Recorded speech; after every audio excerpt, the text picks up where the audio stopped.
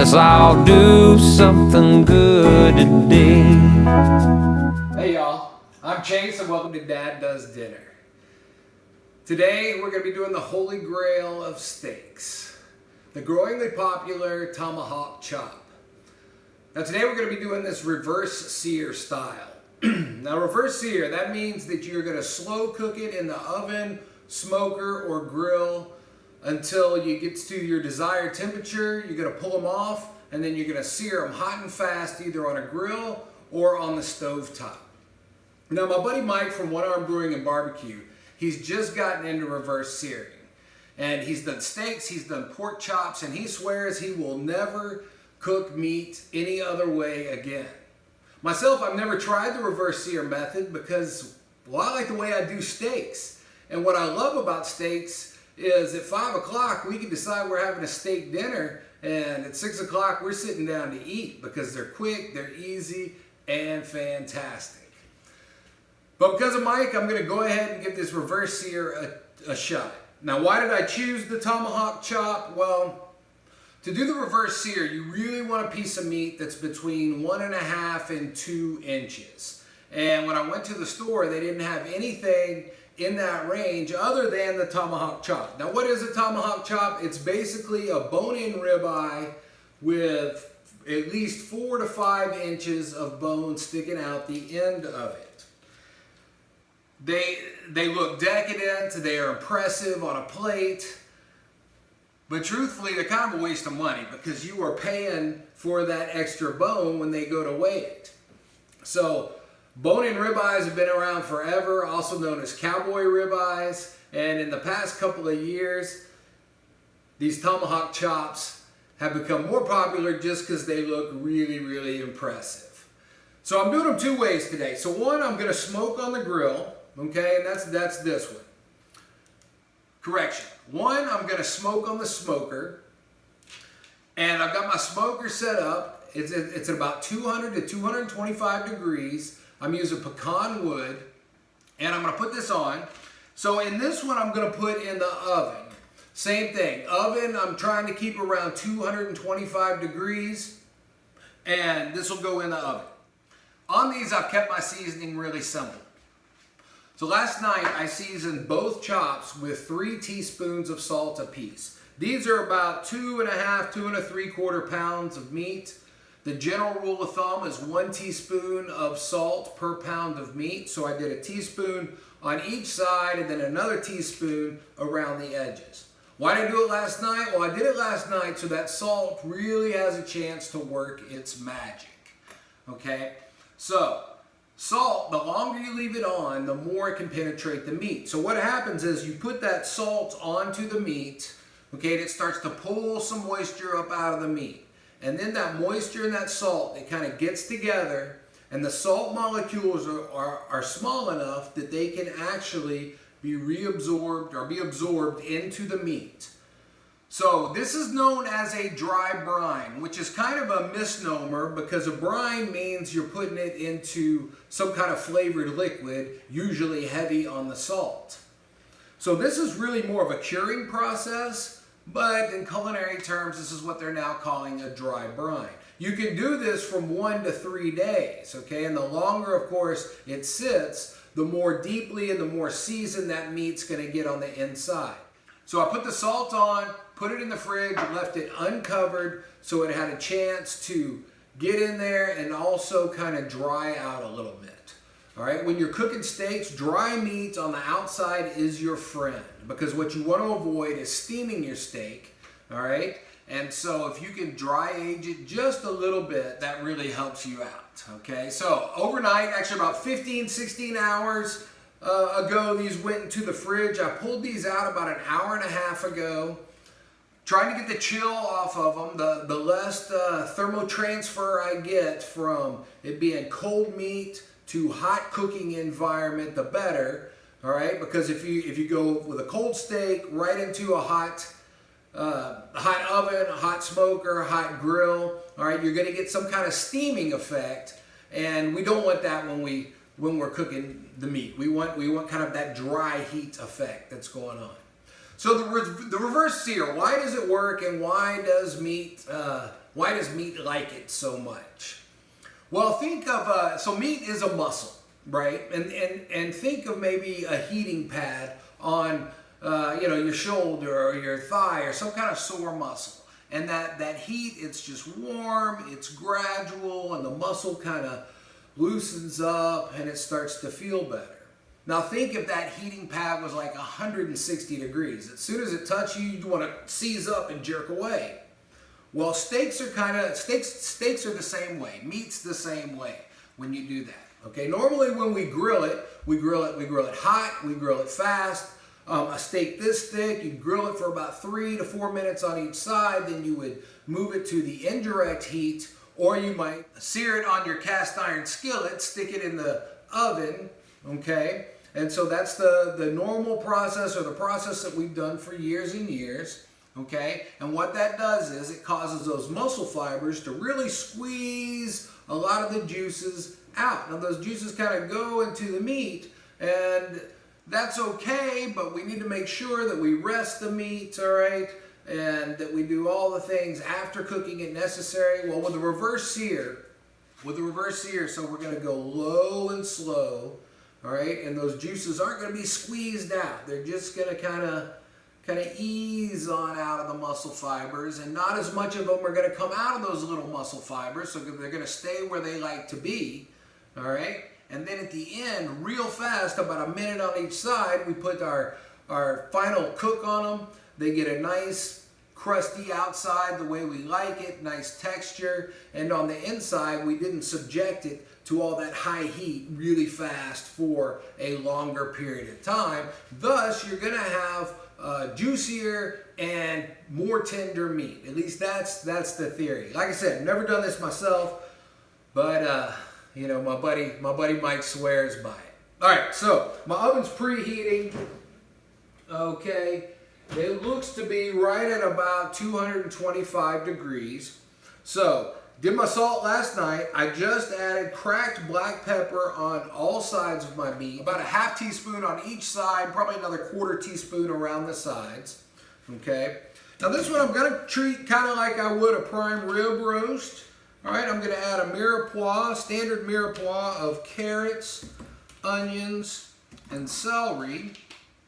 And then I'm going to add to that 3 cloves of garlic and a sprig of rosemary. Now this was just 1 carrot that I cut up into about 8 pieces. Lots of surface area. More surface area means more chance for the aromatic quality to work. This was 1 stalk of celery I cut into 3 pieces. And then an onion that I just quartered. The 3 cloves of garlic got a nice smash and peel, so they're going in. And then I'm putting this on a baker's rack over this pan. I've got a probe thermometer in here. Now, kind of another reason I'm doing it 2 ways is I really like smoked meat. My wife, she's not as fond of it as I am. So we're gonna do hers in the oven. And this one, so I'm going to cook it to about 115 degrees. When that thermometer reads 115 degrees, I'm going to pull it out, and then I'm going to sear it and probably get another 20 degrees of heat when I sear it. And that should come out to a nice medium rare, just heading towards medium. On mine that I'm going to put on the smoker, we're going to get that to about 105 degrees, then pull it off, sear it, and that should bring it right up to about 120, 25 degrees, right in that fine line of between rare and medium rare, and then our meat will be done. Of course, this is over 5 pounds of meat, so Sawyer also likes it a little closer to the rare side. Peyton likes it closer to the medium rare side. Well, I'll be happy. We'll have lots of leftovers.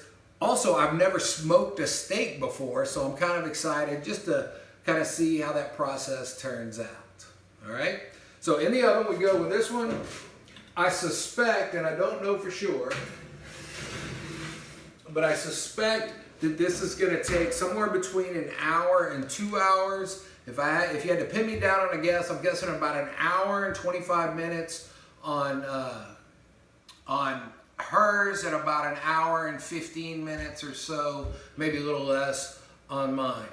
But we'll see. Now I'm going to head out to the smoker. The smoker's just right at 220 degrees. So in goes our chop. I have a probe thermometer in the meat. I have a smoker thermometer right next to the meat. So we'll keep an eye on those. I tell you, I really had to resist the urge to add more seasoning, especially to the one I'm putting on the smoker. I kind of wanted to put my Almost Famous barbecue rub onto that, but that's really kind of sugar based, and while that's great for the low and slow cook, when I went to sear it, you got to be real careful when you're searing something with a sugar rub in it, because you could go from caramelization to burnt and bitter in no time at all.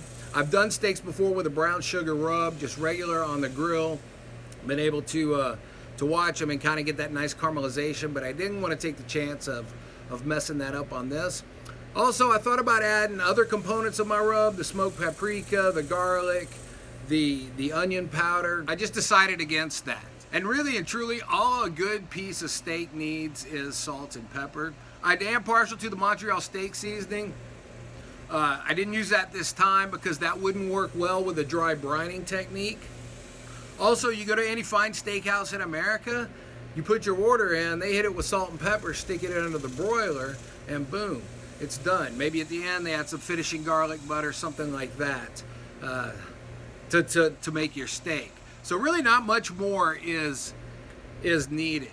Also, it's important to know this. When you do season your steak, and you're going to do it beforehand, make sure that you season at least an hour before. Okay, an hour gives the salt kind of time to do its thing, and you start to get a little penetration at an hour, and of course as more time goes on, you'll get more and more penetration. Okay, anything less than an hour, all you're doing is pulling that moisture out of the meat, and you're creating kind of a steam situation. So season steaks right before, an hour before, or use that dry brine technique where you can season it from 1 to 3 days beforehand. So now it's just time to pop open a cold one and wait till that meat tells me it's happy. Of course, today I got to give a big shout out to Mike and the crew at One Arm Brewing and Barbecue in San Angelo, Texas. He's the mini micro brewer with the all-you-can-eat endless sausage platter. I gotta kind of laugh a little bit. I just saw my cat Garrison walk by. It seems like every video I do, we get a Garrison appearance who comes in. Well, Mike gets a big shout out today, of course, because he inspired this episode.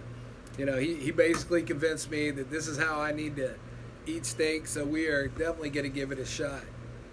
You know, Mike and his gang do great work there in San Angelo, Texas, with the food bank that they do with their church. And you know, the first half of the year, you know what more people died of than anything else in the world? It was starvation. Let that sink in for a minute. So gosh, when I see Mike doing that good for other people and helping out those in need, you know, it's a good feeling. It's a good feeling to help somebody. It's a good feeling to see such a good buddy of mine just consistently reaching out, helping others. So keep that up, Mike. Of course, I got to give a shout out to my super fans, Emmy and Super Nate. As y'all know, Emmy's pretty much my work wife, and she said quit laying out by the pool so much and getting there and do another episode. So, you know, as Super Nate well knows, when Emmy gives you an order, you better just go ahead and follow it, and it's going to catch you a lot less grief in the long run. So life sure has been different since the middle of March for most of us. And wow, I didn't think that this would go on this long, that our lives would be so altered for so long, but here we are in the dog days of July. Here in the Houston area, it is really hot, it is really humid. The day starts and ends that way. You know, I'm up pretty early, and usually in the morning by 5:30, I'm out on the porch drinking my coffee. And one of the great things about being up that early and going outside is enjoying that nice cool breeze that the morning brings. But lately, heck, it's just been a warm and muggy breeze. So as life at times just seems to drag on during all this craziness and all this divisiveness, it is so important for us to not dwell on the negative, just, keep reaching out and doing something positive for other people. In my own life, we've had some family struggles. I've got some members of my immediate family who are struggling a little bit with their health, and we're getting real close to the time that some decisions are going to need to be made about managing their future health. And we all went and visited them last week, and boy, since then my heart's been a little bit heavy on just the gravity of the situation, what to do, how to do it, what decisions to make. And it would be really easy for me to just kind of spiral into that depression. I am blessed by being part of an outreach group. It's spiritually based, and many of us meet almost daily to get together and talk about helping others, talk about what's going on in our own lives, and mentioning the issues where we need help. And gosh, and it's just so important. And one of the members of the group and I are really close friends, and he just bought a new house, and this is definitely a fixer-upper. I mean, it is a great old house, awesome floor plan. It's got some of that weirdness of the 80s in it because it was built in 1983. And he's doing all the work himself. Now, this friend of mine, he comes over and he helps me out all the time. I am not a handyman around the house, and anything above changing a light bulb, odds are he's getting a phone call.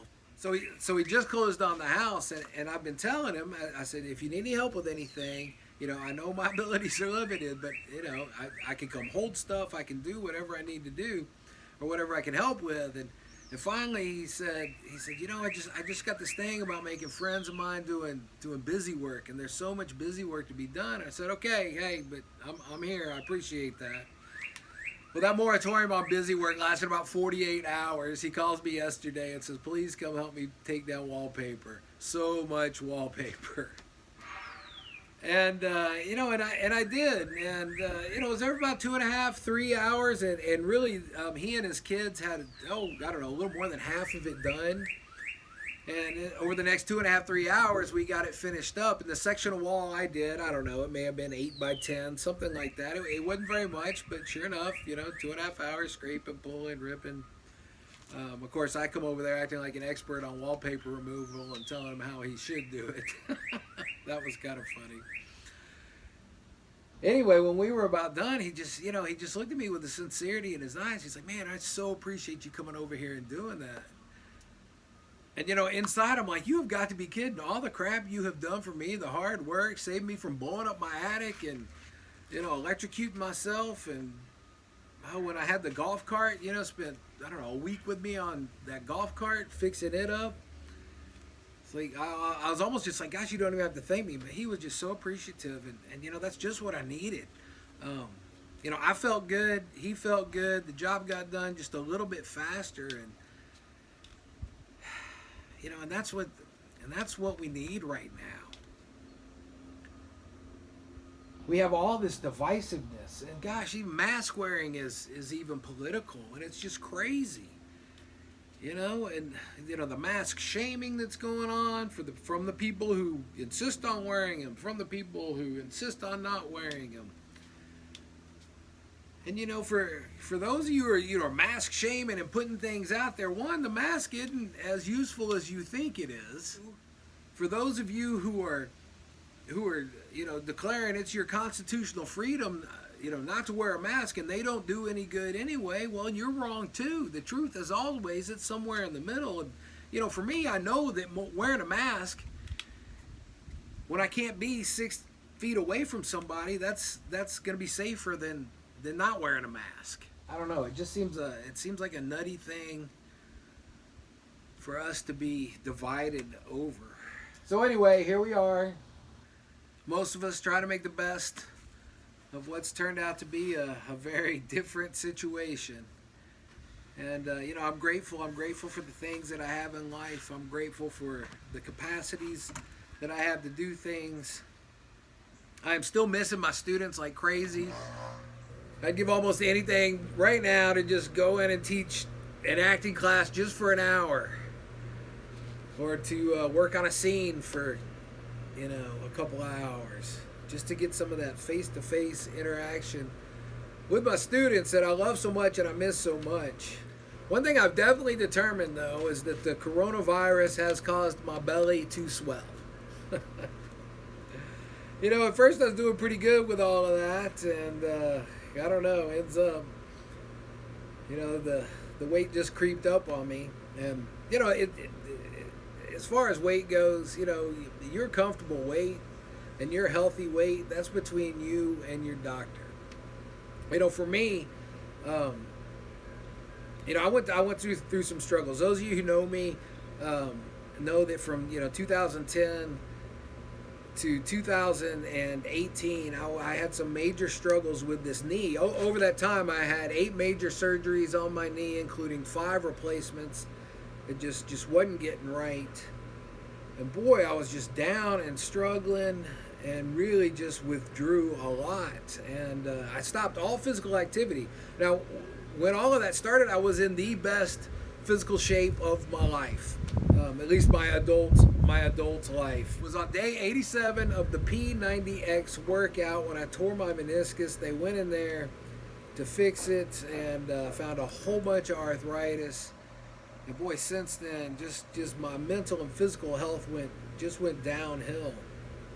And you know, I didn't do much. I sat around in a chair, went to work, came home, went to work, came home, and just really did not do much at all. Certainly no physical activity. Kept looking at doctors and medication for help. And you know, by 2018, I was kind of a mental wreck and a physical wreck as well. And you know, I'd gained a bunch of weight. And you know, my doctor, my orthopedist said, hey, you know, you can carry a lot of weight, which is a good thing, but every pound that's on your frame puts 5 pounds of pressure on your joints. And so, you know, in May of 2018, my life kind of changed. You know, my wife had been saying that whole time, you got to, you know, do something different, do something different. The doctors didn't work, the medicines didn't work, the surgeries didn't work to, you know, some extent. And so finally I did. I did something different. And I got up out of my chair. I went to the gym and I was like, I can't do any of this. I can't move. It hurts. Tried the little bicycle. I can't bend my knee far enough to get around. You know, the treadmill, do for a little while, but it hurts. But lo and behold, I found the elliptical machine. And boom, I could do the elliptical machine. So I started out slow. Started doing that. I started eating a little better. Actually, I started eating a lot better. You know, for a long while, you know, I cut out all sweets and processed carbs and would have, you know, 1 serving of whole grains daily, you know, a salad or 2 every day, lean protein. Did that for quite a while, ended up losing about 70 pounds. And gosh, I just feel a lot better because of it. You know, less pressure on my joints. There's still pain, but it's a little more manageable these days. And so that, you know, that changed my life completely. But you know, I gotta say, I am part of this kind of body positivity movement. That's for sure. And it's kind of funny, you know, people will come up to me now, especially that haven't seen me a while, like, "Wow, you look really good." And of course, what I hear them saying is, "God dang, you were really fat." And a lot of times, as my comment is, "You know what? I look good at any weight." So that's where I am on that. So I do feel better. Did notice a little weight gain during the coronavirus. I know for me, that's not as healthy as I need to be. So I'm trying to wrestle with that. And no, I will not be eating that entire tomahawk chop today. So I suppose both of these together will probably end up lasting us about a week through kind of lunches, repurposing for dinners, or snacks for the kids, stuff like that. Y'all just keep doing what you're doing. If you're having trouble, reach out to somebody.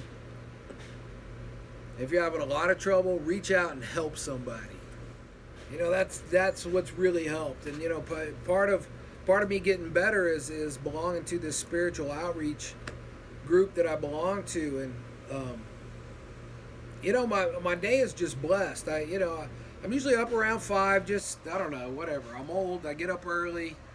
Sometimes my joints just hurt too much to stay in bed. I have my coffee, and usually by 5:30 I'm on the phone with a good friend. And by 9:30, I've been to the gym and I've talked to 3 or 4 other guys, and basically we're just checking in. Hey, how you doing? I'm pretty good. How are you doing? And we talk about everything. We talk about each other. We talk about the stuff in the world. We talk about how we can help other people.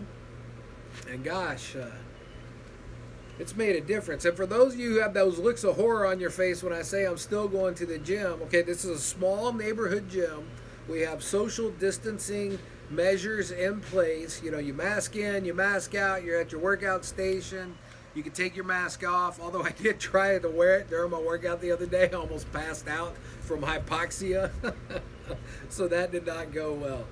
But we're real safe. Disinfect equipment before and after use, and of course sanitizing hands the whole time. So I feel pretty safe in there. I feel like we're doing the right things. So keep washing your hands. Keep distance from people, especially people you don't know where you've been. If you're a mask wearer, quit touching your face with your mask on it. I saw a mask shamer in the grocery store looking at some person who wasn't masking as she was adjusting her mask. Then she reaches out with her bare hands and touches the fruit and vegetables. And I'm just like, you're making it worse. Oh, that's one thing I think we ought to stop too, is being able to touch fruits and vegetables in the stores. I mean, if you're going to do that, if you need to test stuff out, I get it. Slide one of those vegetable bags over your hand.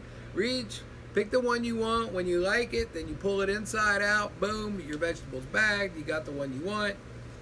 If you need more, another bag on the hand, and then just add to that bag. It's pretty simple.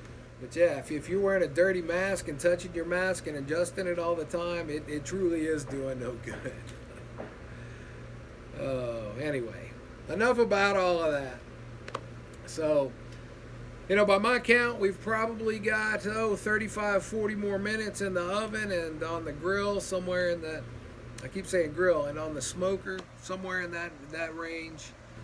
So I'm gonna go inside, cool off a little bit, and check back in a little while. So I've decided to smoke my steak butter as opposed to just warming it and basting it like I normally do. So we're gonna add this to the smoker. This is a stick of salted butter, a sprig of rosemary, and a clove of garlic. I'm going to throw that on the smoker, let that get all melty and smoky, and then I'll brush it on the steak right before I put it on the grill. We have hit 105, so I'm going to pull this one off the smoker. Now, if you take a look at it, it's not much to look at right now. Not very pretty, but as soon as we get it basted and grilled, it's gonna look gorgeous. And you notice the great thing about the tomahawk chop is the built-in handle. So we got our smoked butter that was going, and I'm just gonna brush this on. Now what this does, when you add oil to your steak before you grill it at high heat, it's gonna increase the efficiency of the browning, okay, and also add some good flavor. So I'm just gonna hit it on one side right now, and then once we start grilling, I'll get the other side. The grill's not quite ready, so we'll just give this a minute while we wait. Take a look how I've got this set up. So I've got my 2 charcoal holders actually kind of stacked on top of each other. This is so I can raise the coals and get them right next to the top of the grill. I want this to sear as high a heat as possible, and I don't have an adjustable way to make my coals go up and down, so this is what I have done. And now this grill sits right on top. We'll let that get hot, get that good and clean, and then throw the steak on. All right, our fire is good and hot. I can't hold my hand over that more than a couple of seconds. So we're gonna put this on. Go ahead and cover it, and we will check that in 1 minute. Go ahead and hit this with some butter. All right, so this was after 1 minute on the side, and we're gonna check this side and look how good that looks. All that browning from the butter. And now I'm gonna paint the sides of this and just give this a quick sear on the sides. Now, I had a little switch in phones because right as I flipped it the first time, my phone overheated, so now Amanda's out here helping me out. So I'm just gonna give this a quick sear on the sides. Now when you're doing something like this, or when you're cooking steak really, bone in is always gonna give you better flavor than without the bone. Certainly fillets without bones will taste just fine, but bone adds that extra bit of flavor, okay? And so this was a minute per side, then about 30 seconds on each edge, and this steak is done. That was a moment of sheer panic. You know, I've gotten my phone too close to the grill before, but I thought I learned my lesson, and I had this backed off a little bit, but I guess not quite far enough. So anyway, so we've got our smoked and grilled one. It's done. Put it under some foil, lightly tinted with foil. We're gonna give it about a 10-minute rest. That's all it really needs. Now, if I was doing this the normal way, or the old-fashioned way, where I seared it at first and then put it in my oven to finish it, I would give this more like a 30-minute rest, maybe even up to an hour. The juices get back into the meat fully when it's at 120 degrees, okay? So when we rest, that's what happened, is all those muscle fibers that squeezed out all those juices, you know, it rests and rests, and they open back up, and all those juices go back into the muscle fibers, so when you cut the meat, you don't end up with all the juices back onto your plate. But with the reverse sear method, okay, we didn't have all of that pressure on all of those muscle fibers for a very long time, thus less rest. So I've got a cast iron skillet here. It is, you can see it's smoking hot, all right? So it's like at 541 degrees. I've got peanut oil in it, using peanut oil, not canola oil. Peanut oil has a high smoke temperature, right around 500 degrees, okay? So this skillet is ready. We've kind of quit using canola oil because canola oil is highly processed and peanut oil is not.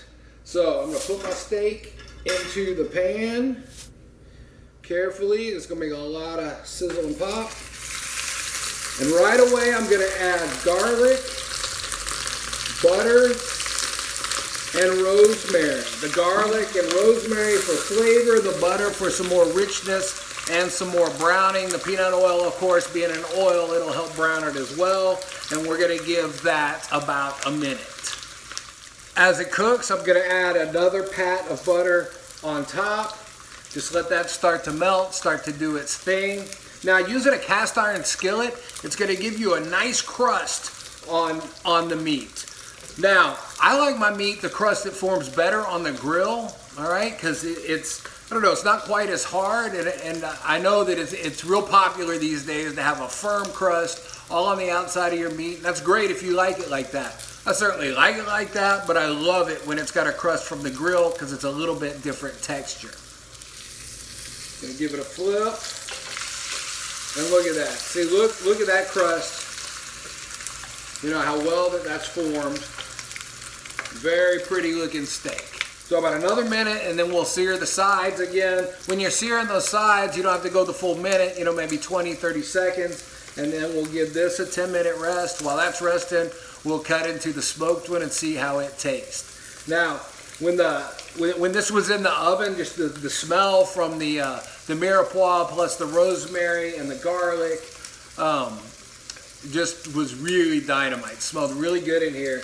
And now that we got the meat smell added to it, the searing meat, it smells really good in here. Sawyer just wandered down here wondering, when can we eat? So, soon, son, soon. So, check that out. That's after another minute.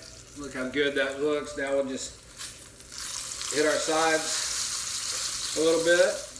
Oh, take a look at that. So, it looks just perfect. So, 10-minute rest for this one. We're about ready to slice the smoked one. Give it all a taste, see how well we did. Now, as it rests, I like to add more butter to it and just kind of let that butter sit there, melt with it, and baste it a little bit more. And I set up the fire alarms. All right, so let's give this a cut and give it a taste. So we're gonna just simply remove the bone. Oh, it's looking good. Number one son Sawyer's decided to join us. He's starving to death. All right, I'm gonna go ahead and just cut this right in the middle so we can see how gorgeous. Oh, watch this, look at this. Oh, that looks freaking awesome. All right, now to serve this, I would make several slices like this and then put it on the plate, or leave it like that and just eat it just like a regular steak. I can tell you right now, this is already super tender. Okay? Now, here we go. Oh my God. Okay, Mike's right. That just about melted in my mouth. And this is a ribeye. Now, ribeyes are generally tender, okay? But this is like filet mignon tender. And the salt, the overnight salt method, the way we dry brined it, I can taste that throughout the meat, but it doesn't overpower it. The smoke, now this isn't an overpowering smoke flavor on this. It's just kind of a hint of smoke because we only smoked it for an hour and 10 minutes. That is just awesome. I know Sawyer wants a bite. Take a taste. Tell us how it is, Sawyer. It really does melt. Like, really just covers your entire mouth with that goodness. It's such a great piece of meat. Oh, that's awesome. All right, now we're gonna cut into the other one. Should be just a little more done, okay, and doesn't have the smoky flavor. This bone, that's great for gnawing on later. My mom taught me that trick. Look at the color on that. It's just amazing. Remove this bone. All right, we will cut this one right down the middle. All right, and there we go. Slice. So if you don't want to use your grill, just want to use your oven and a skillet. A stainless steel skillet will also work pretty good. Cast iron is just best at retaining heat. All right.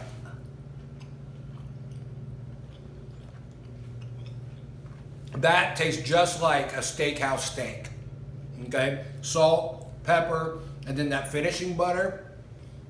That's good. Sawyer, see if you can tell the difference. This has like almost more flavor. It's really just it pops more in your mouth when you put it in. Really tastes a lot better. Has a little bit more of a chew to it, but it's very good. So I think what he's describing there is the flavor that the aromatics gave this one, and the garlic and the rosemary. All right, so I feel like that definitely contributed to the flavor on this. And once again, doing it slow like this gave it time for that flavor to sink in.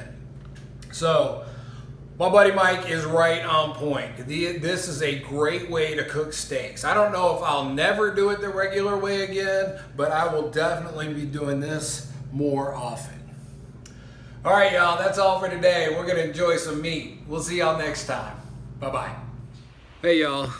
As you know by now, the closer we get to eating, the more excited I get, and I end up forgetting to tell y'all a few things, especially when red meat's involved. Well, Sawyer and I, we devoured, about 1.5 pounds of that steak, and then I went and took a quick dip in the pool to cool off, and a couple of things occurred to me. So, try to use a well-marbled steak when doing the reverse sear. Ribeye, like I used, is a great cut. New York strip would also work. Something like a sirloin, that would work, but but maybe if it's a prime grade, if it has some good marbling in it. Anyway, marbling is what you are looking for when you're doing the reverse sear. Also, you may have noticed one of the factors that contributes to that reverse sear working so well is there's less gray on the meat. So here's a picture of a traditionally grilled steak cooked to somewhere between medium rare and medium versus the picture of the one we did as the reverse sear. There's much less gray because you cook that meat up to a temperature slowly to 110, 115, 120 degrees, and then you did that quick sear at high heat. because the meat was already mostly cooked when I put it into the skillet or on the grill. It didn't have that much more to cook, and thus we didn't get that graying that happens when you normally grill some meat. So that also contributes to the good flavor and the tenderness.